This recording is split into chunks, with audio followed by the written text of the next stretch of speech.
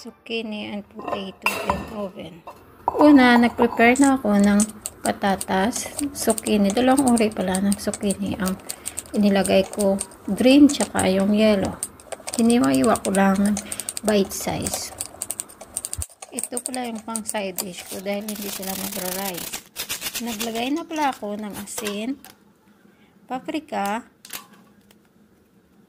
paminta, garlic powder, sindro ang tawag nila dito. Tapos, magdagdag na rin ako ng mantika. Olive oil pala ang nilagay ko. Tsaka hinalo-halo ko saglit. Nag-prepare na rin pala ako ng baking paper. Tsaka nalagyan ko na ng olive oil sa baba para hindi siya dumikit yung mga gulay. Tapos, nilagay ko na yung mga gulay na hinalo-halo ko kanina. Pagkasunod, nilagay ko na rin pala ito sa oven dahil malapit na sila kakain.